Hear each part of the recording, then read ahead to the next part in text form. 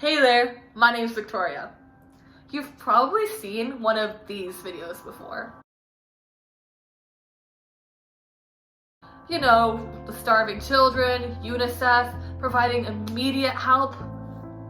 These commercials have always pissed me off, and I'll tell you why.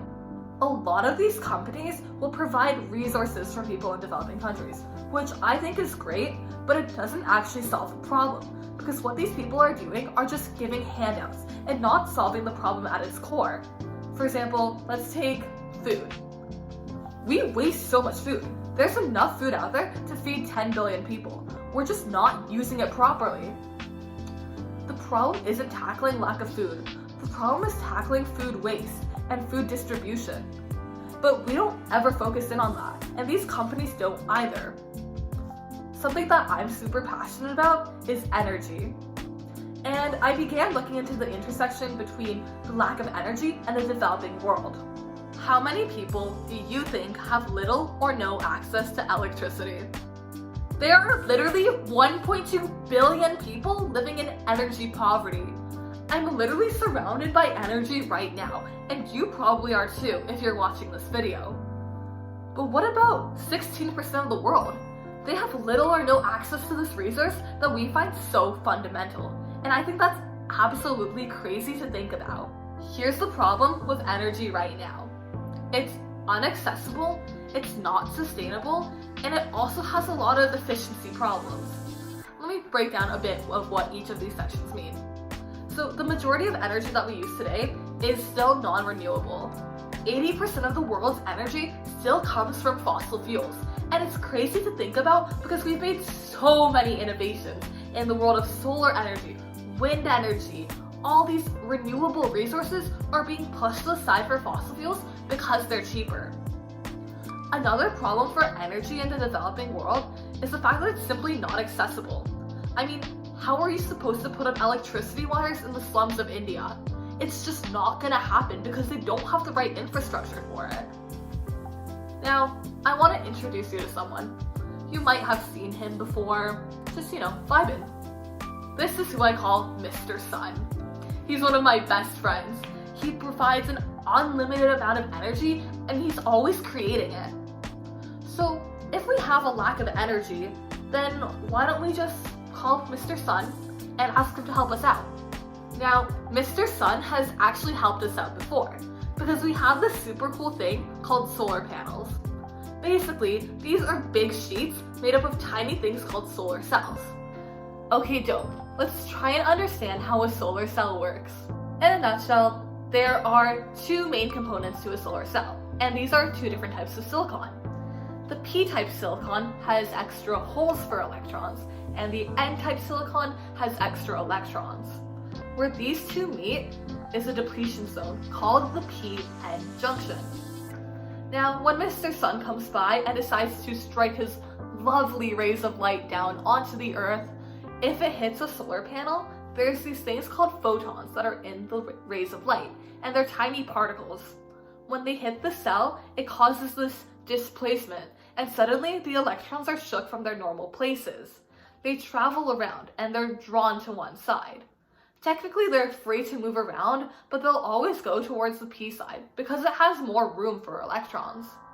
Through this, energy is eventually transferred to one side of the solar cell, it's connected in a wire and circled around. Semiconductors play a large role in making a solar panel actually work because it allows it to conduct electricity, but only in certain conditions. Woo! Sounds great, right? Here's the thing. Although it's going through all this effort, most commercial solar panels are only 15 to 20% efficient. That's nothing. That's literally nothing. Like, what about the other 80%? Like, bruh, how do you expect me to power an entire country with an efficiency of 15 to 20%? Now, remember how I mentioned the PN junction? If a solar cell is single junction, it means it has one of these. Because of a bunch of different physical laws, such as the quantum confinement effect, which I'll explain in a bit, a single junction solar cell maxes out its efficiency at 33.7%. Excuse me? I did not consent to this, okay? No. This effect is called the Shockley-Queisser limit, and it has something to do with the energy band gap, which is a state in a solid where no electrons can exist, and the efficiency of the solar cell. And so, because I was looking so deeply into the lack of energy in developing countries, I really wanted to look into a way of improving this. And I discovered that if you change the materials of a semiconductor, you can actually change the Shockley-Queisser limit and improve the efficiency, which is great. Now, I want to introduce you to another friend of mine. I call her Mrs. Nanotechnology. This is basically technology that happens at the atomic scale, in nanometers. For context, a single human hair is 50,000 nanometers thick, so this tech is tiny. It provides a really cool intersection for the world of solar technology. Bonus fact! Traditional solar cells use crystalline silicon as part of their p-n junction. The problem with that is that it's been known to cause silicosis, a lung disease that makes your lungs look like this. Now, I don't want my lungs looking like that, personally, but to each their own. Perhaps we could change this with the use of a new semiconductor? Silicon nanowire semiconductors are these new innovations that cross the world of energy with the world of nanotechnology. These are semiconductors formed by etching in a silicon precursor. Silicon precursors are high-purity gas or liquid materials used in the manufacturing of semiconductor devices. Once this is integrated into the solar cell, something cool happens. And I'm going to talk about the quantum confinement effect now. In traditional solar cells, which use crystalline silicon and crystalline semiconductors, they have an indirect energy band gap. What this means is that they require both the use of phonons and photons in order to work, and this drives down their efficiency. But by changing the semiconductor material to silicon nanowires, we actually have a direct energy band gap, which means we no longer require the use of phonons, and everything is balanced in the cell.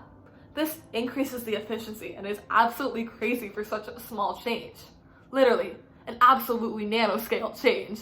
Once we can make solar cells more efficient, it makes more sense for developing countries to invest in them, and this is critical.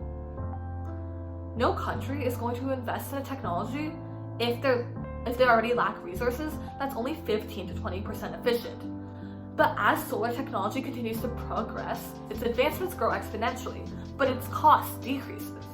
If we're able to revolutionize energy, then we can revolutionize the world, and it all starts with these small changes. Solar energy is infinite, and it's renewable, and it can power these countries for years to come.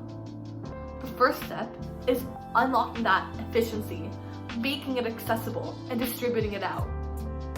Actually gathering energy, which is what solar cells do, is the first step in bridging the divide between developing countries and developed countries, at least in terms of how much energy they use. It's from then that we can progress. Thanks! I hope you enjoyed this video, or at least learned something. If there's anything you want to clarify, feel free to comment down below, or go to my LinkedIn page and ask me a question, which will be linked in the description. Thank you so much for watching, and bye!